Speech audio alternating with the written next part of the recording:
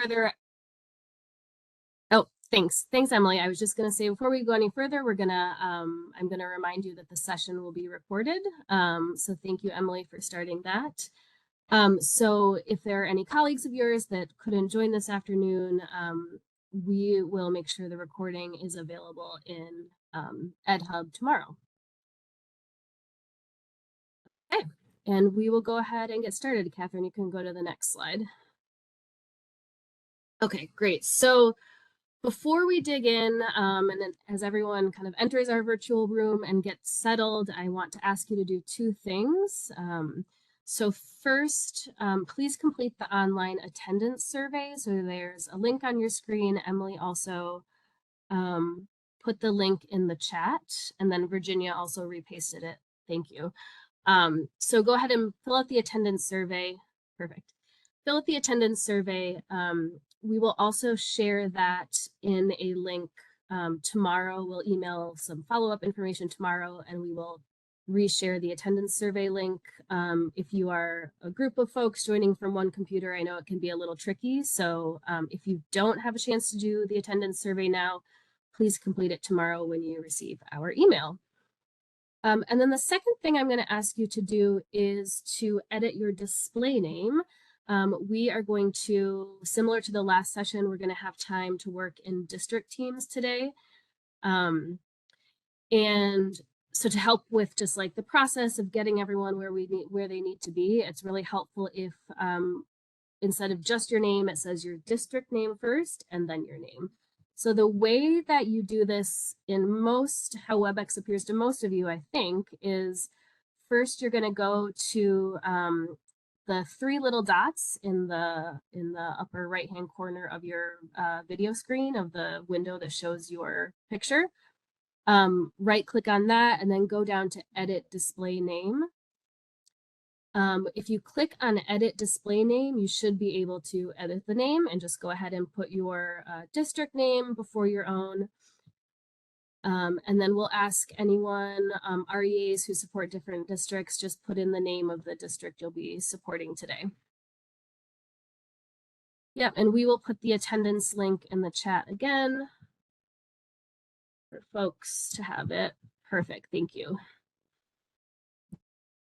Okay, so take another minute or two to click on the attendance link and then also edit your display name.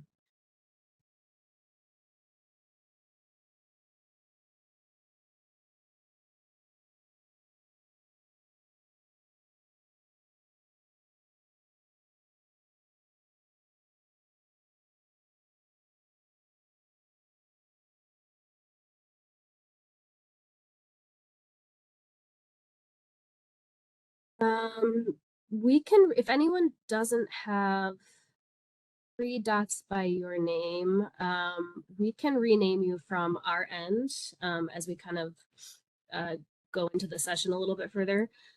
So I'll just make a note of that. Thanks for letting us know. Unless anyone wants to unmute and has another way to do it. I have your video. I have to have my video playing and then they came up. Oh, okay. Yeah. Once I put my video on, then they came up. So. Oh, okay. Yes, exactly. Thank you. Yes. Yep. I had to have my video on. Great. Thank you. Okay. Any other questions or issues with the attendance or adding your district name to your own? Feel free to put them in the chat.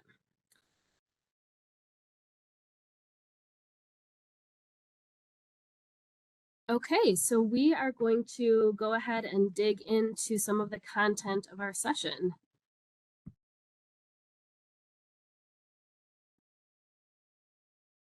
So the focus of our session today is on preparing to launch our first Plan, Do, Study, Act cycle. So we are really excited about today's session because it's a chance to bring together a lot of the work we've done to articulate your blended learning implementation challenge, your evidence-based practice, and then the draft data collection plans that you all completed in November, and we gave you some feedback on.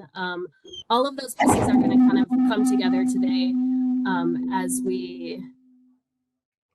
we work on launching our first PDSA cycles. Before I go over the agenda, I just want to remind you that all the materials for today's session are in EdHub. If you'd prefer to follow along now, that way, that's fine. And then also, the materials are there for you to review after the session as well. And Emily just put the link to those materials in the chat. Thanks, Emily.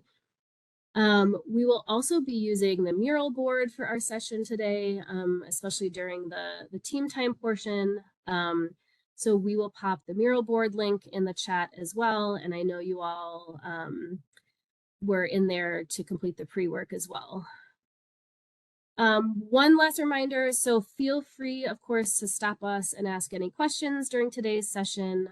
Feel free to pop questions in the chat or to unmute yourself. And then I'll also invite my colleagues, Virginia, Emily, Catherine, Anne, and Kate. Definitely feel free to interject, ask questions, or clarify things as needed. Okay, so I will take us through our agenda and how we plan to spend our next 90 minutes.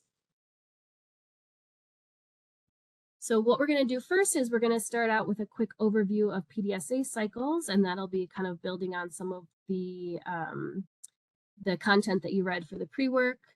We're then going to turn the floor over to Katie Tamburino, who will share with us some insights from her work supporting PDSA cycles in North Dakota. We're then going to have you work in teams to prepare to launch your first PDSA cycle. And then we're going to end with a brief discussion and an overview of our next steps.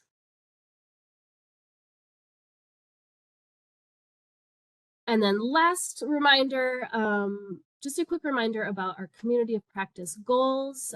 So we're working together to improve differentiated instruction programming, to increase student growth and proficiency in math by using data, evidence, and continuous improvement strategies. And then we're also working to share strategies and learnings with other educators across this community. And we are, you can see from the graphic in the bottom, we are in the third of our 6 sessions today. So I am going to actually pass it over now to my colleague, Catherine, who's going to take us into the first part of our session. Thank you, Katie. Yeah, you're welcome. Do you want me to screen share, Catherine, or you want to keep doing it? I can keep doing it. Okay, thanks. Yeah, so we introduced the Plan, Do, Study, Act, or PDSA cycle during our last session. How do we know if our change is an improvement? And you've all now had the chance to review a couple of completed PDSAs as the pre-work for our session today. So we're going to keep the overview relatively quick, but wanted to make sure to have all of these terms front of mind for our session today.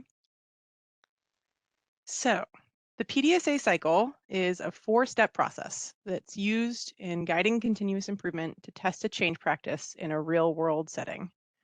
So once your team has defined the problem and set an aim, you can use the PDSA cycle to guide rapid learning through 4 steps that are repeated as part of an ongoing cycle of improvement. And you'll see in the upper left, the first step is to plan, including both identifying an evidence-based practice and planning for how you will test it in your classroom. It also includes identifying measures that are aligned to the evidence-based practice, developing a data collection plan, and making a prediction of the results. And some of those activities may sound familiar to you as we've been engaging in them as teams. The next step of the PDSA process is to do the evidence-based practice. This includes both testing the evidence-based practice and collecting and compiling data to inform improvement as you've planned. The third step is to study. Now we're looking at the bottom right. This involves collectively examining data to inform improvement and summarizing lessons learned from this pilot of the evidence-based practice. And tying it all together, the last step is to act. Based on the data study, you'll choose either to adapt an evidence-based practice, scale the evidence-based practice, or choose a different evidence-based practice to test. And then the cycle begins again as a cycle. The reality is that multiple PDSA cycles are necessary to determine whether a change practice is resulting in improvement. And each cycle builds on the previous cycle as evidence builds builds about the implementation and outcomes of the evidence-based practice. So the number of PDSA cycles needed before implementing a change at scale is determined both by how well it appears to be working on local data and context.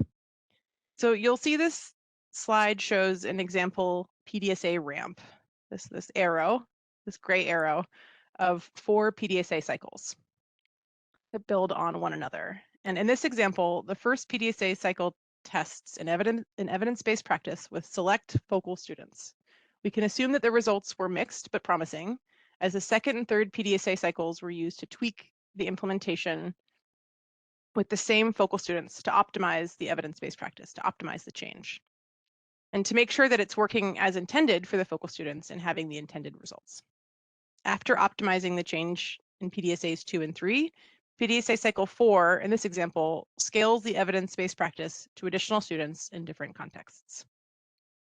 You'll see that shift from a small pilot with a set of focus students to implementing the change at scale with new students, and that was informed by these 4 PDSA cycles. And while the example on the previous slide showed a clear and linear progression of 4 PDSA cycles, the reality is that continuous improvement is not always so linear. In fact, it's rarely so linear. You may find that an evidence-based practice doesn't lead to the expected outcomes for the target students, or you may find that implementing the evidence-based practice takes more time than expected, even after 2 or 3 tries. A student could suggest an adaptation to an evidence-based practice after 2 PDSAs that might help adjust it to your context. The reality is that we don't know exactly what's going to happen, but the 4 steps of the PDSA cycle provide a framework to guide rapid learning in a consistent way.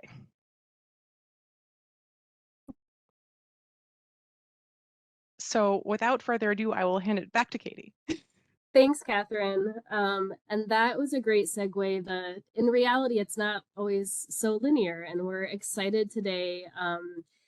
I'm excited that I get to hand the floor over to Katie Tamburino, who I'm sure many of you know and have worked with. And she has a lot of experience helping schools to implement PDSA cycles, and is going to give us some insight into her experience and kind of some of the reality of what it looks like to implement PDSA cycles, the successes, some of the challenges, and some of the context around the work she's done with teams. So Katie is going to share, and then we're going to have a short discussion after Katie shares on some of the successes and challenges of implementing PDSA cycles. And during that discussion, we invite anyone who's also done this work before or has ideas to kind of jump in and share as well. So Katie, another Katie, I know, is going to take over the floor now. And Catherine is screen sharing, so feel free to just let her know, you have the slides, let her know when she should go to the next slide. And I'm assuming you can unmute yourself. Yes, thank you, Katie. We'll get through this. So, so I've been working with improvement science for 3 years now. We do this process with all of our targeted and comprehensive needs schools in the state. So this isn't new to a lot of some of the REA staff that works with a lot of the schools through those processes. So I just last year was the first year that we had people like me, that's considered a coaching liaison, who had been trained in some of the improvement science pieces, going in and working with school-based teams on how to get through the PDSA cycles in a little bit more of a rapid way. So this first example that we just kind of wanted to talk through, this is actually was a school that was going through that improvement process through the identification cycle. And getting to this point took a little bit of time, because before you can jump into the PDSA, we had to do all the same work that this group has been doing, right? We had to get some baseline data.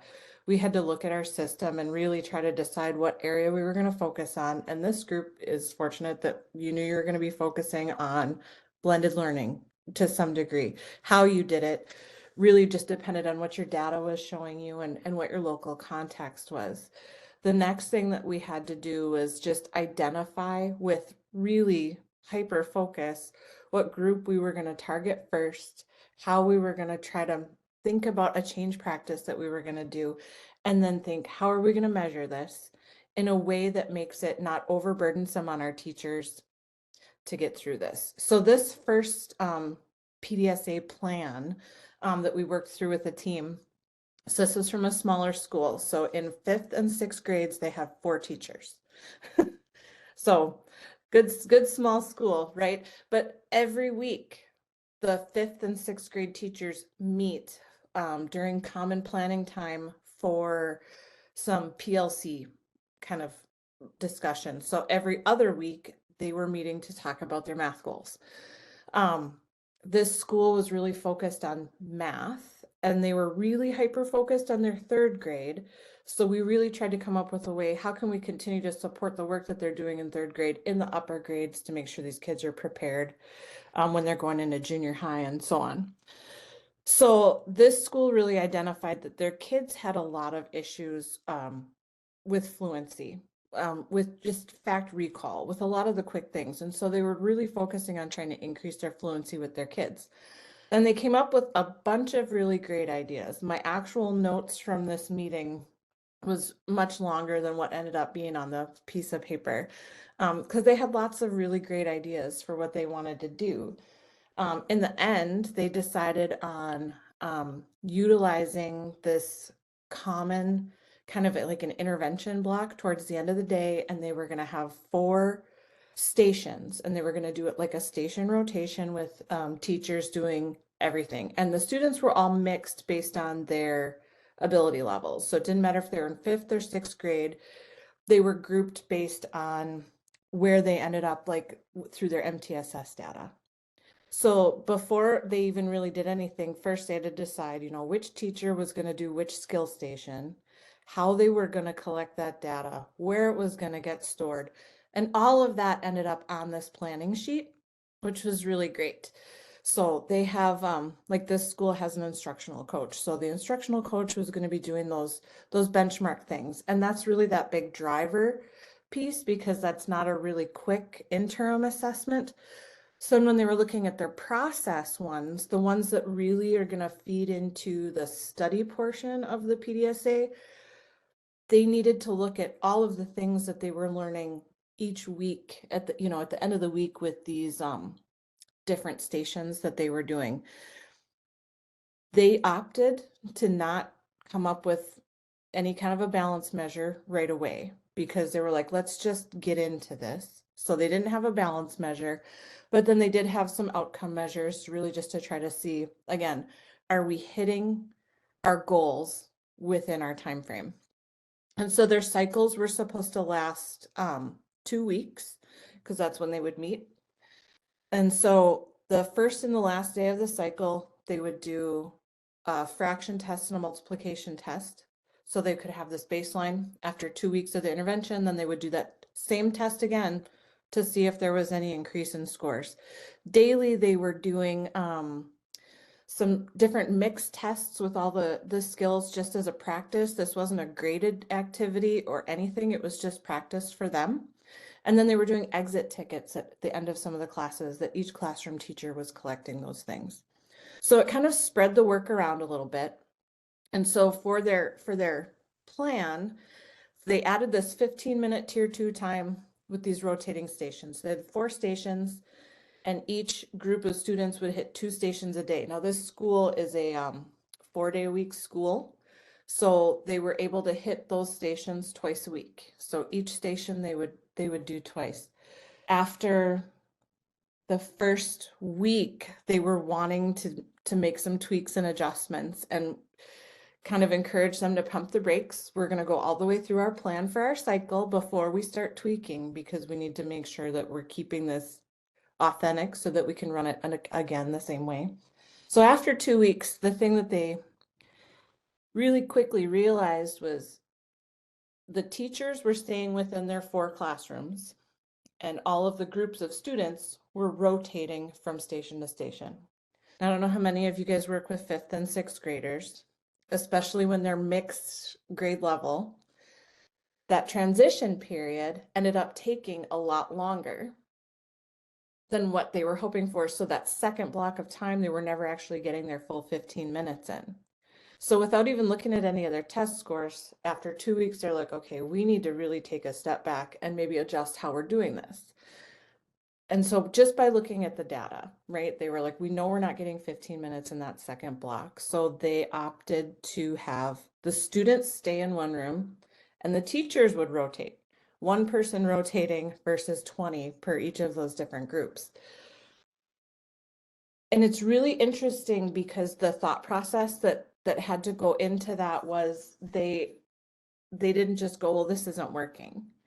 It was sitting and studying it, which I think in education we do a really good job of planning and doing and planning and doing and planning and doing, but taking that half step back to really study, okay, I had this great plan and we did it. Why didn't it work the way I wanted it to work? So instead of just, abandoning it or trying something else, we're studying, okay, what could we maybe do differently, or why didn't it work the way I expected? So the study part of this, actually taking that time to look, okay, what actually happened? Did it match my prediction? Did it not? Was really, really important for this group. So they were like, okay, so we had to tweak that. And so with the teachers moving, they were actually getting their full 15-minute blocks. And within, I think 4 cycles, they were really starting to see some large growth in those outcome measures and their process measures, more positive reactions to some of the math questions that were on their exit tickets. But still at this point, we're still doing PDSA cycles. And so at the end of every one, we always use the language of adopt, adapt, or abandon. So they just adapted their PDSA a little bit, and then they kept it the same for a couple more cycles to make sure that that wasn't a fluke, because this is science, right? We want our results to be repeatable. And then they started considering, okay, how can we scale this? And when we think about scaling, you don't necessarily say, okay, it worked in 5th and 6th grade, we're going to do the exact same thing K through 6. You are probably going to be starting that PDSA process over again in a different grade, because what works for 5th and 6th graders might not necessarily work for your 3rd and 4th graders or your kindergartners. So we can take the concepts that we learned and then start that PDSA over. And what you end up with is like a family of change practices that are going to work across the format. So that was just this one. And then we can go on to the 3rd and 4th grade one, I think. So same school, kind of same background. So this 3rd and 4th grade group again was meeting every other week, and they're still working on fluency, because they were really noticing that a lot of their kids did not have their multiplication tables down. They weren't able to just really off the cuff spit out a lot of those things. The time of it was inhibiting their ability to do some of their work. So same thing, they had one person come up with this common practice test, because of the 4 teachers that taught 3rd and 4th grade, there was varying ideas of, well, what kind of test should we do and what kind of this, and it kind of went back and forth. So the person that actually came up with the common assessment was their instructional coach. She's like, I know this is what they should all be doing. I'll take this responsibility on, take it off their plate. So then the classroom teachers each would rotate through a different one of their different like change practices that they were doing. So one day they might be doing math fact sheets. One day they might be doing their different centers. They had 4 different centers laid out. There was a dice game. There was some quick add subtraction. There was some multiplication. And so there was a mix of these different centers that they were doing all within the classroom during a short amount of time. So then they were doing those multiplication, those timed tests. And then one of the things that they had noticed was one of their tweaks, I think, that they had to do was how to get kids more invested in it. The kids are like, well, why do we need to know this and why is it important? So one of their adaptations after their first cycle was having like classroom centered kind of data walls. So kids would be able to say, oh my gosh, I got all of my ones, I got all of my twos, I got all of my threes. And their beginning and end of cycle tests were mixed facts, but when they were doing their daily quick timed tests, it was like in family numbers. So they would have an opportunity to master those things. And so they would be able to track their own kind of process through it. And they got really invested then in the process. So it took one of the things that they had seen with students was a lot of anxiety around the timed tests. So giving them some of those incentive pieces to say, look at how much you're growing. And then they were celebrating their own learning through that. So that was one of the adaptations that they did end up making for this one. And they continued this through the whole year. And then they were able to use some of those pieces with some of those 5th and 6th grade rotation times too, to supplement the kids who were still maybe having some of those issues in that tier 2 intervention time. Let me see. We can go to the next one. So one of the resources that I know has been brought up but with this group before, we have our school renewal guide that we DPI and with our partners at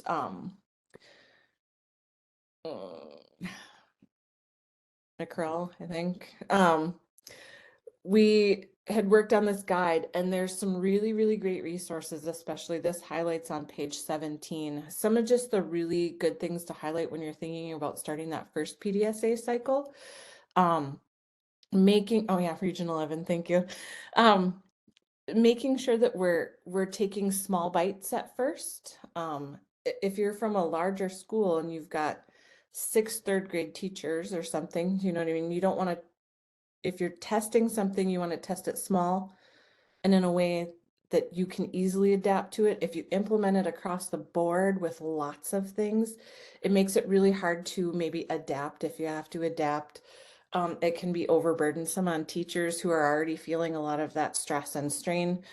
And then thinking about how we're collecting that regular data, and it doesn't have to be huge pieces. You know, you guys did your data collection work thinking through what is an easy bite, what is something manageable for our teachers to do. And then thinking about especially those roles and responsibilities, you know, what are the classroom teachers going to be responsible for?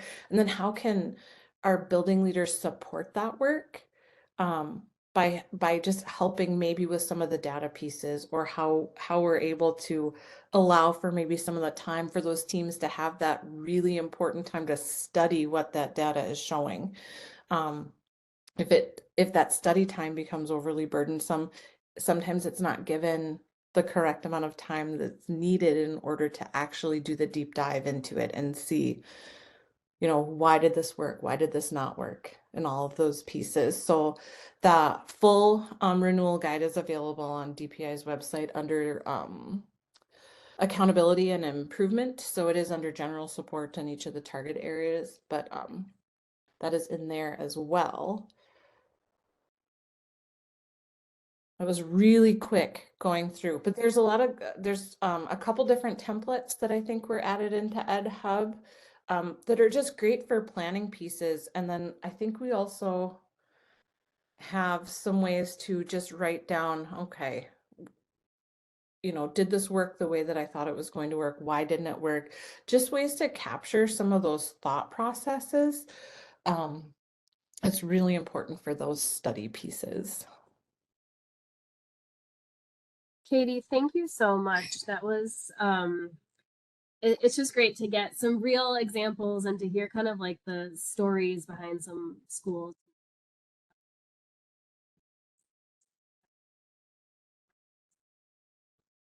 Thank you so much for sharing. We really we have about 10 minutes for a short discussion, and we thought we would just kind of do it in the whole group. So I want to invite anyone to type into the chat or also unmute. Please feel free to unmute yourself. And there are two questions here to prompt your thinking, but feel free to ask others as well. So the two that we have on the screen are, what questions do you have about the successes and challenges of implementing PDSA cycles? Or what ideas did this conversation give you that you might want to use with your team? So take a minute to think, and then please feel free to unmute and pop things in the chat, and we can discuss as a group.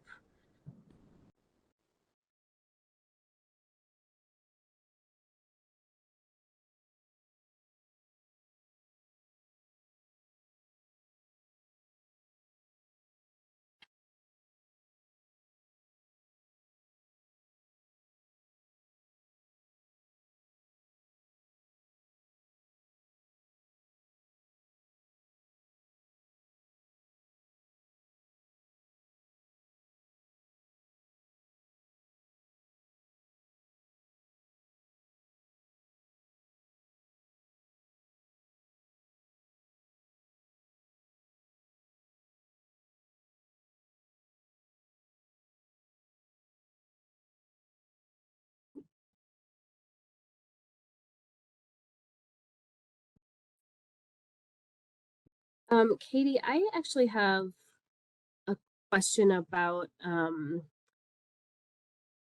did either of the teams or the groups you were just talking about, did they have any like effective routines for, like, how did they manage the actually like filling out the PDSA worksheet, and then go to your classroom and you test the practice, and then you're supposed to study the data? Was that really burdensome, or did they find out ways to like kind of integrate that into their school days? Yeah, they really thought strategically about it. So when we made the PDSA plan, we were there during their common planning time. So every other week, they meet as a PLC group already during the school day, so which is really beneficial. So we walked, through the process. They filled out the plan, and we weren't like, hey, start this tomorrow. We had the meeting on a Wednesday, and it's like, okay, now on Monday, our goal is to start this, run this for, 2 weeks, and then we're gonna do it again. So it was giving them some time to say, it wasn't like we have to start it tomorrow or this afternoon, or you know what I mean? Because we want them to be quick and we want them to be authentic. So they really were intentional about, okay, what time of the day can we pull this little chunk out? And then what's going to be the easiest way for us to kind of do this? And the school actually utilized some paras to help with grading some of those timed tests. They pulled in some help from some of those other resources that maybe we don't think about right away. Just because I gave all the time tests doesn't mean I have to sit and correct them all. They utilized some of their paras and their instructional coach. They really gave some time to it and spread out some of that. And then they used some paras to help input the data onto like spreadsheets so that it was easier for them to look at too. Teachers have so much to do during the day already, so.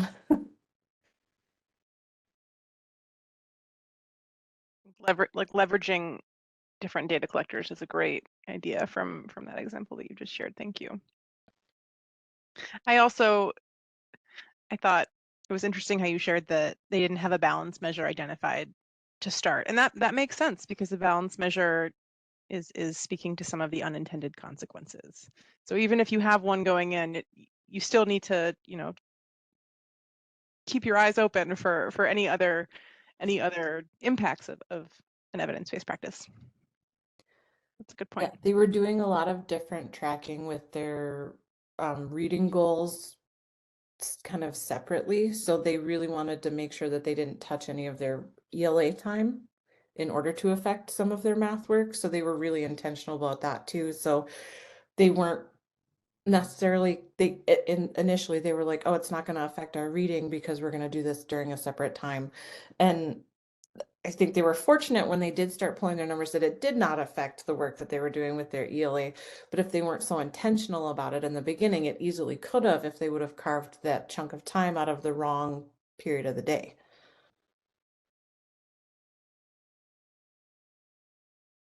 Yeah, I think also like the insight you shared about one of the first things I think the 5-6 team learned was like, hold on, the kids should not move. We should move as adults because it's just, that's not feasible. And I think that's one important piece of the process and the balance measures if you're collecting them, because if you have this great evidence-based practice, but it takes, you think it's going to take 20 minutes, or you've got 20 minutes for it, but it takes an hour, that's not actually going to be sustainable. And so those kind of more like operational things are also really important to look at. And I think like there are several comments in the chat about starting small, which is exactly it. Like you get started with your evidence-based practice and you kind of study the data that you've set out to study, and you will learn right away things that you didn't expect. And it might be about like who's moving which seats, or how to make something more efficient, or you know, where students need more support that you didn't expect. So I think that was a great example as well. Yeah, your first PDSA cycle is you learning how to do a PDSA cycle, so you shouldn't expect earth-shattering results your first time, right? It's, we learn through the process. So that first one is going to feel a little rough and a little bumpy, but you learn something from it, and then the next one goes a little bit smoother, and the next one goes a little bit smoother, and having a nice group of fine-tuned PDSAs helps get that family of change practices ready to go so that you can scale more quickly. You go slow at first so you can go fast later. Katie, there's a question in the chat. Who typically leads classroom teachers in implementing PDSA cycles? Instructional coaches, admin? In a district the size of Minot, I just wonder what this process looks like. Small pilot groups in individual schools? That's a really great question. Yeah, so it again, it depends on the size of your space. You know, if you've got multiple buildings that are trying to work on something, the best thing to find is your people who are excited about the change idea and the process, and pick some early adopters. And again, a small pilot or a small cohort. Again, if you've got 7 third-grade teachers, you don't want to try it with all of them, because you're going to have some that maybe won't implement it with fidelity, or who won't implement it at all. Some of those change practices, right, get a little bit tough. So pick a couple of your early adopters, your people who are really excited about it, and then you're going to pilot it with them. And then when some of those other lagging people see that the data is actually showing that it's showing improvement, it's easier to then scale it out across other classrooms. So if you've got instructional coaches, like if you have one specific to math, that would be a good person to probably help lead some of the work. But if you're a smaller school, this is where you get a lot of support from your administration.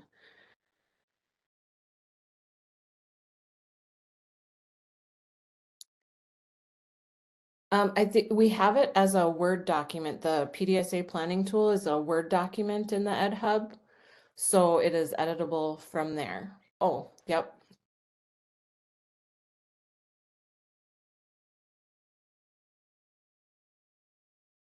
Yeah, we do also have a Google Doc, so we will share those very shortly when we kind of get into team time. Any other questions? And I know we can consider this just like the start of our ongoing conversation. Any other questions or thoughts to bring to the group?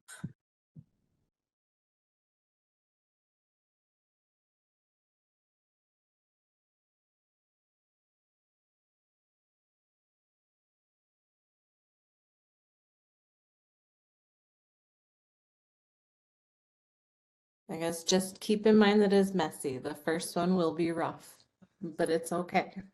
And to add on to that, I think your point, Katie, that we're all learners through this process. What we're here today to learn the process, and going through that process, you will continue to learn.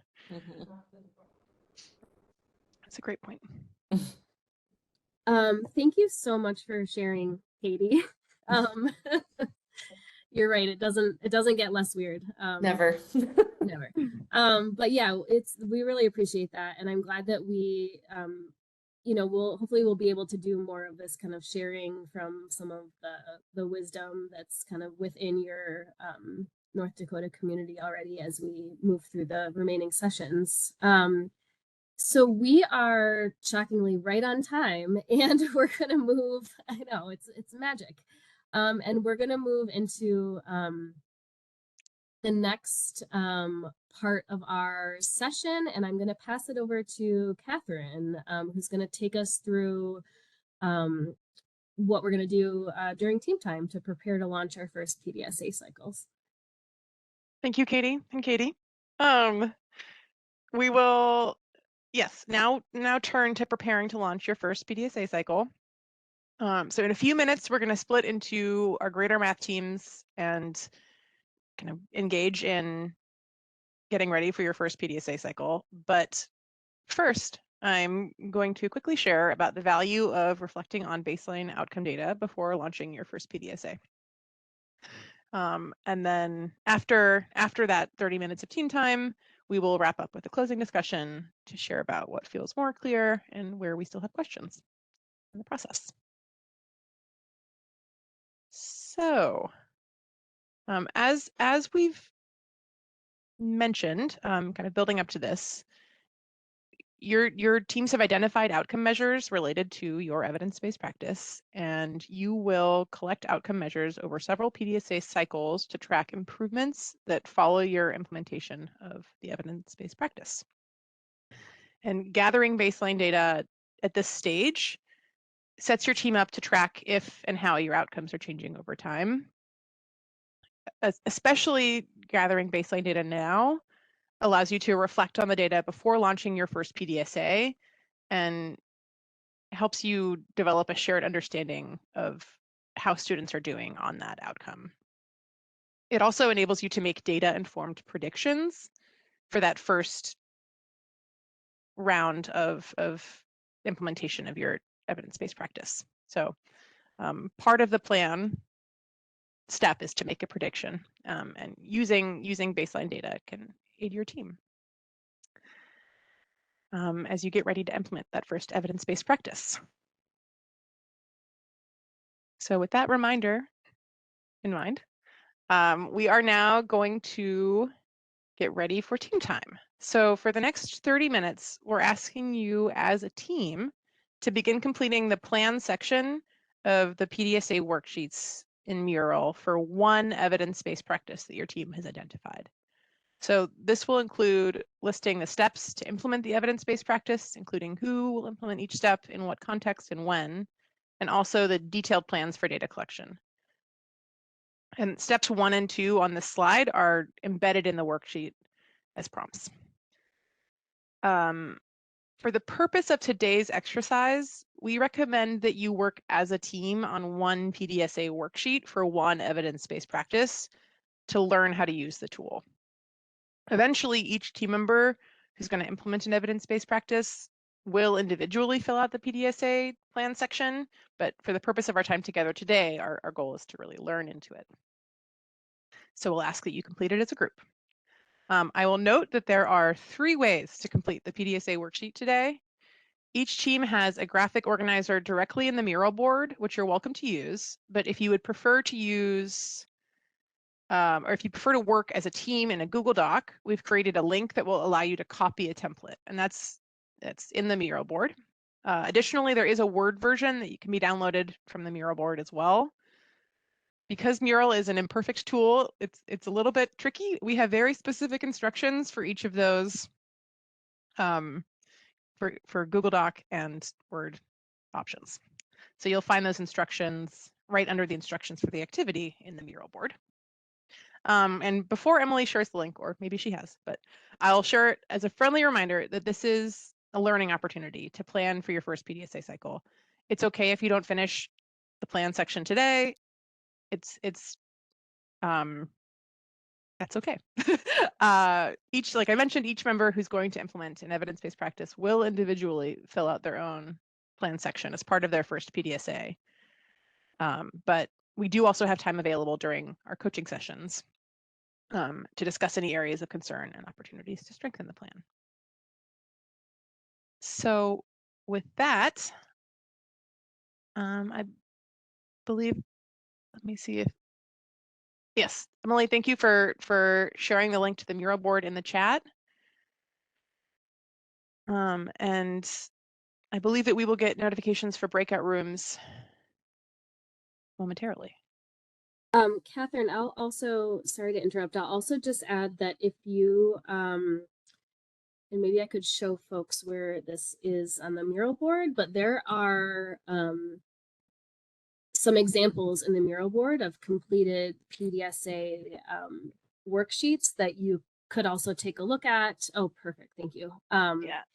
If you're kind of like a little stuck getting started, but there is, so you'll see the two on the left are the examples Katie talked us through. Yep, those are the examples Katie talked us through. This one in the middle is about sentence stems, but it's pretty detailed and a good example to read through. It's in a little bit of a different worksheet template, but the content is pretty much the same. And we, yes, sorry. And then this one is in the, like the mural board graphic organizer, and is about using the change practice is trying to use IXL for 20 minutes a day on kind of individualized skill practice. So you can look through that one as well. If you're looking for an example of kind of like the level of detail that you should be going into to complete the PDSA worksheet. Thank you, Katie. And I will also Yeah. just toggle over to the area that has the Word and Google Doc versions. If you'd like to create or to download the Word version, double click here in the picture on the left, and then select the download file icon. And that will allow you to download a Word version. Alternatively, if you would like to work as a team on a Google Doc today, this is a very small box that you need to select. Right next to this red arrow, if you click there,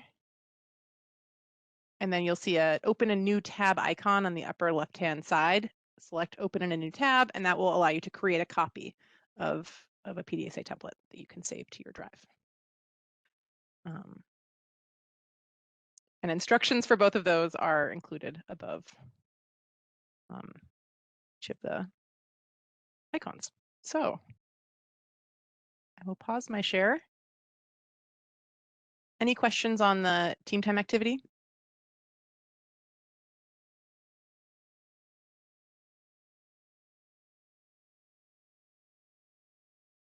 See shaking heads, which is great.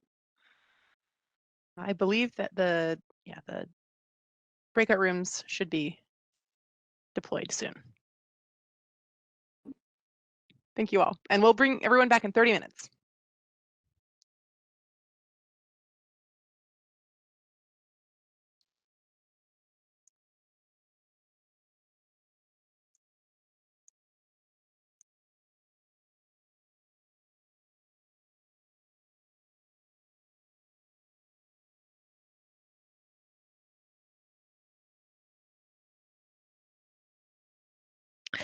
And anyone who is still in the waiting room, if you didn't receive your invite or if you're having trouble accessing your room, please let me know. I didn't receive mine. Oh.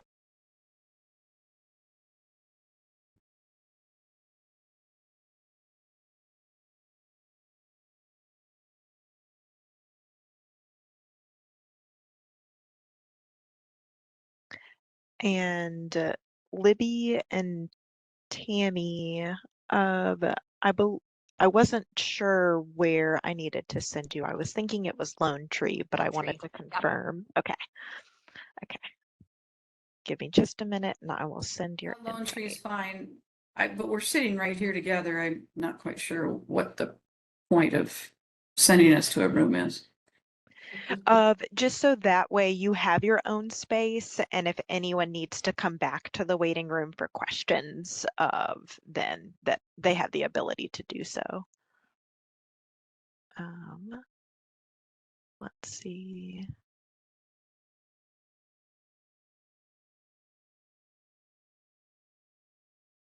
and you should be good to go. Emily, I need to go to McKinsey counties. This is Kay. I'm not getting a choice or anything to move. Okay, let's see.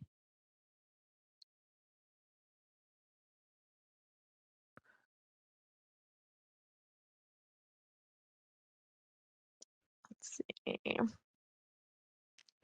I see Becky's here too to go to McKinsey County.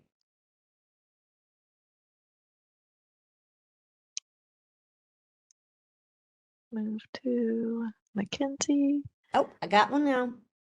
Okay, and I'm going to do the same thing for you, Becky. Okay, you should have gotten your invitation. And it just looks like Lauren, nope, Lauren's, never mind. And then Dr. Tandeschi needs to be moved to St. John, and then you can handle me and Kate. Okay, let's see. Becky, did you get an invite?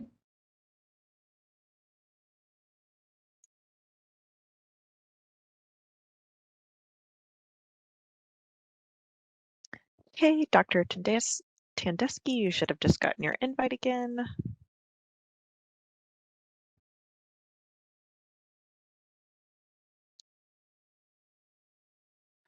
Um,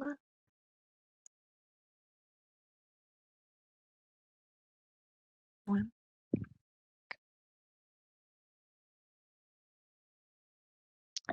Hi, Libby. I just saw your invite, or you're asking for help. Do you have a question?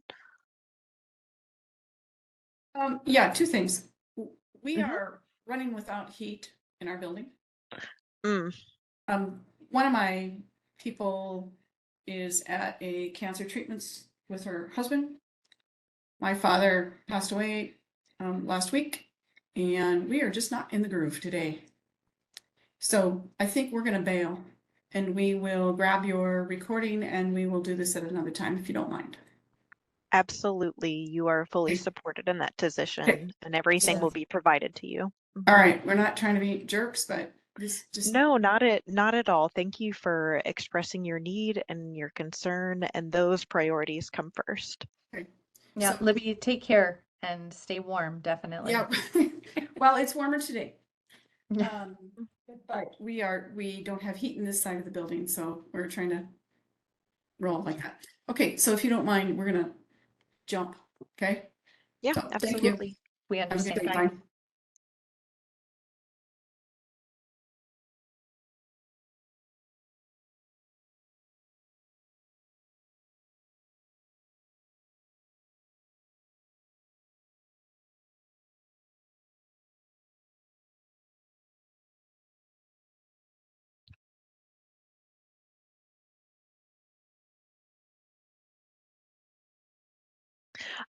Kate, would you like me to send you anywhere? Yeah, you could probably. I've kind of bounced around. I don't know who needs assistance today now that Lone Tree has left. So I've worked with Grand Forks before. If you want to send me there, that would be Yeah. fine. And then Anne typically works with Wapaton if you want to send her there. I can do just that. Thank you. Oops, I might have. Hold on, Anne, I sent you to the wrong room. Move to Wapaton. Okay, now you should be set, Anne.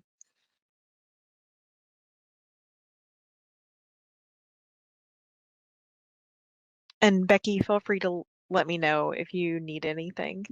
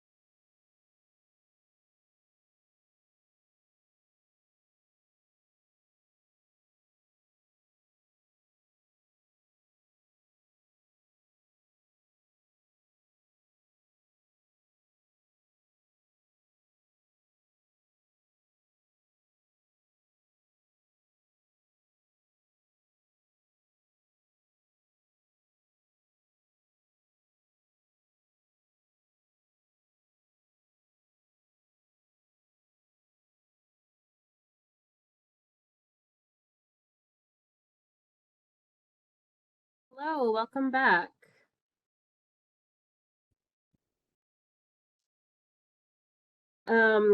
I hope that everyone had a good conversation. I know that in the Grand Forks team, we were really digging in and could have definitely used some more time, which is how I'm sure a lot of other teams felt. So we have about 9 minutes left in our session today. So I was hoping we could do not really a closing discussion, but just kind of a very brief closing share out maybe. And I will put this, the 2 questions in the chat.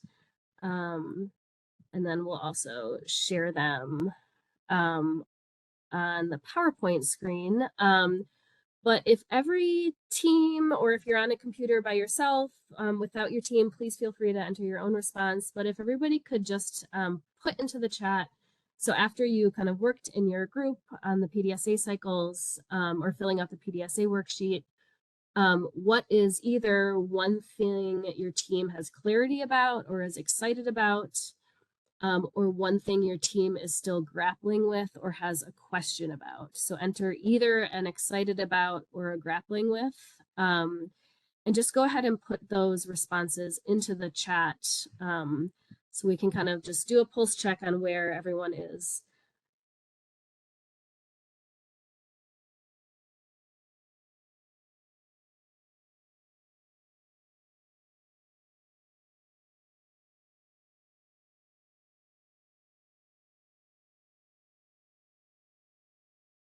Yeah, and please feel free to put a grappling with, because that is like the reality of kind of starting our first PDSA cycle.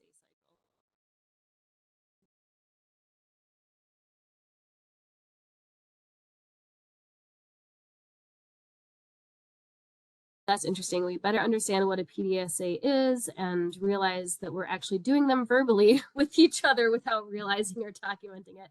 That is a perfect kind of summary. That's it. It's a lot of, you all do this work every day in your heads by yourself and with colleagues. And so it's really kind of taking that rigorous thought process that you use and putting it on paper and making sure you're kind of like systematizing it a bit more. So that's a great insight. Thank you for sharing.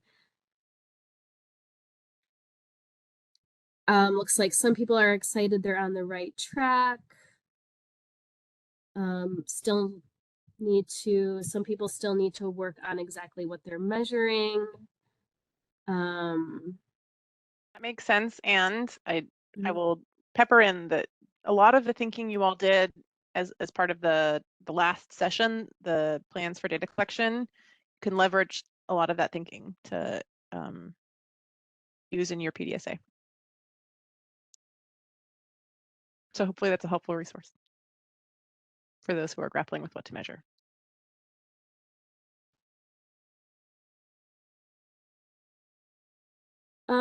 Okay, great. Any other final thoughts that folks want to put into the chat? Go ahead and do that now.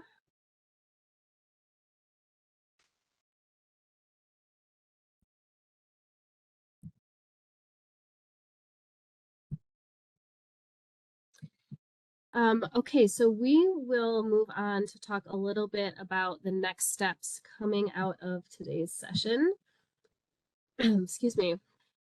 So your takeaway task. So there are 2 things that we're going to ask you all to do. So the first is for team leads to sign up for a 1-hour coaching session. So we have like kind of built into our arc of work some further support for the conversations you were all just having in your teams. So each team lead should have received an email that includes a link to a Google Doc. And we'll send those out again tomorrow in a follow-up email. But go ahead and indicate your preference and your availability for a coaching slot in that Google Sheet. And then during that coaching session, we'll be able to really support you further with getting ready for your first PDSA cycle and talking through, okay, which teachers, or educators are filling out the PDSA worksheet. Does everyone feel clear about the data they're collecting? Do we have a clear plan for this? And we'll really be able to do some kind of individualized coaching and support for that. So that is one next step. And if you are in that sheet and are struggling to find a time that works, please let Catherine or I know, because we can, we can move things around, or I know that scheduling is really, really tricky. So please don't hesitate if you're like, we can't make any of these, please let us know and we will figure something out. So sign up for a coaching session and we will continue this conversation. And then the second piece is we are asking you by Friday, February 23rd, to actually launch your PDSA cycle. So this is for every educator who's working directly with students.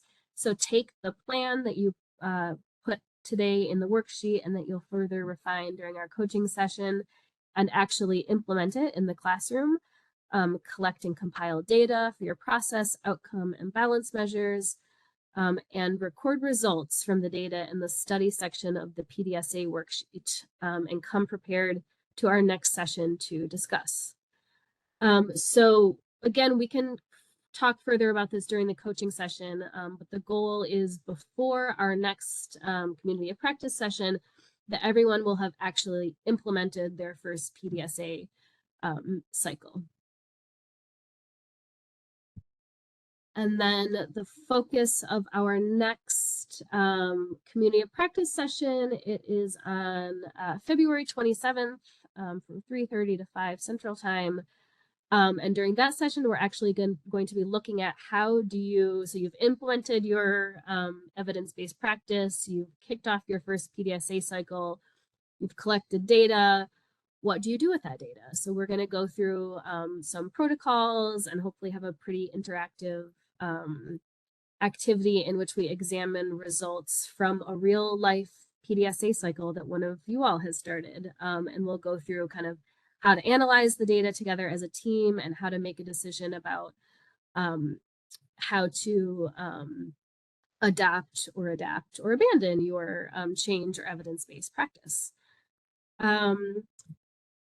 Yes, and that is it for our session today. I feel like it's a lot kind of as a next step, but please, reach out if you have questions. We will follow up with a follow-up email with the next steps. And we look forward to having coaching sessions with you all. And please, feel free to come to those coaching sessions with any and all questions. And Catherine and I are also available for over email to kind of make sure everyone feels confident getting started with implementing PDSA cycles.